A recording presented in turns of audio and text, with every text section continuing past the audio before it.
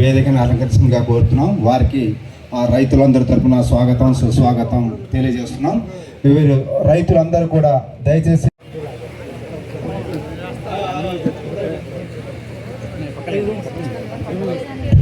రైతులందరూ మీకు కేటాయించిన సీట్లలో కూర్చోవలసిందిగా కోరుతున్నాం.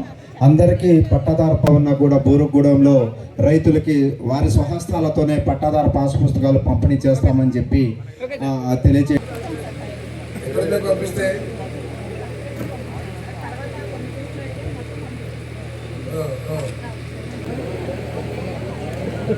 రేపే చేసిన చెప్పకపోతే మాత్రం బాగుండదు.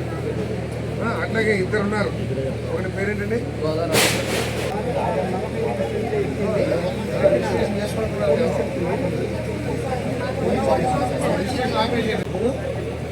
సీఎం గారు కూడా చెప్పాను తెలుసు మీకు.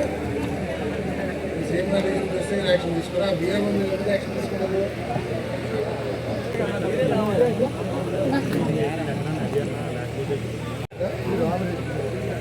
దుగ్గి రామిరెడ్డి గారు, సన్నాప్ చెన్నారెడ్డి గారు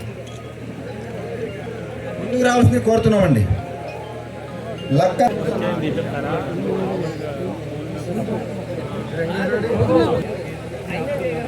దేశిరెడ్డి వెంకటరామిరెడ్డి గారు, వెల్లంకి రాంబాబు గారు 791 ఖాతా నెంబర్. యేసురత్నం గారు. Okay sir, okay sir. చేస్తున్నామని గుర్తుంచుకోండి. టైం వచ్చిన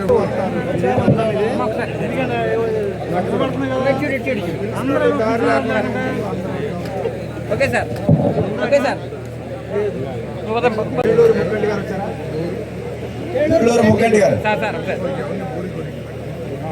ఓకే సార్.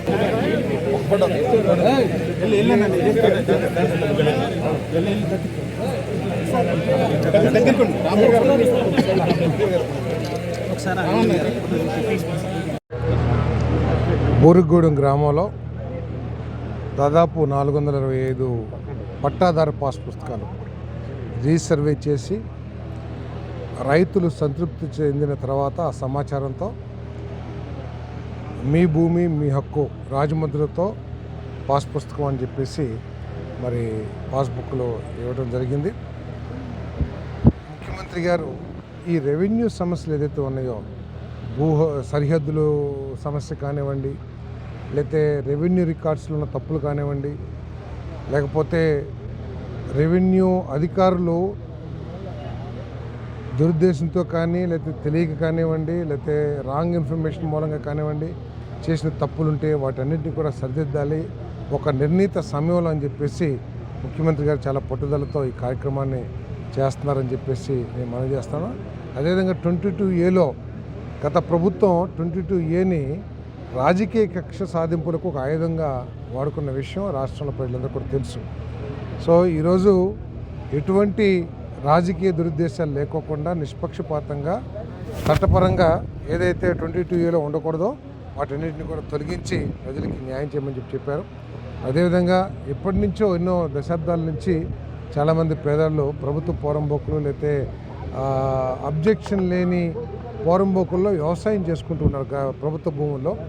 వారికి త్వరలో అసైన్మెంట్ కమిటీ సమావేశాన్ని ఏర్పాటు చేసి వారికి పట్టాలు కూడా ఇప్పించాలని నేను ప్రయత్నం చేస్తాను. త్వరలో అది కూడా చేస్తానని చెప్పేసి మనం చేస్తాను. ఈ దారుల దగ్గర ఏదైతే రైతులు ఒకరినొకరు ఇబ్బంది పెట్టుకుంటున్నారో అటువంటి పరిస్థితులు రాకోకుండా అందరూ ఒకరికొకరు సహకరించుకోవాలని చెప్పేసి మనం చేస్తాను. చెరువు పోరంబోకులు లేదా ప్రభుత్వ పోరంబోకులు లేదా ప్రభుత్వ భూముల్లో కూడా ఇటువంటి సమస్యలు కనుక సృష్టించినట్లయితే మరి కఠినంగా చర్యలు తీసుకోబడతాయి.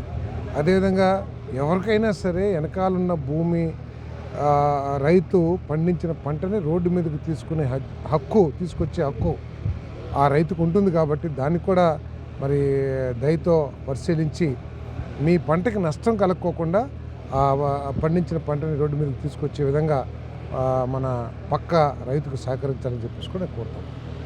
ఏదన్నా భవిష్యత్తులో ఉద్దేశపూర్వకంగా తప్పులు చేస్తే మాత్రం వారి మీద కఠిన చర్యలు తీసుకుంటానికి నేను ఉన్నతాధికారుల సహకారం తీసుకుంటానని చెప్పేసి కూడా తెలియజేస్తాను.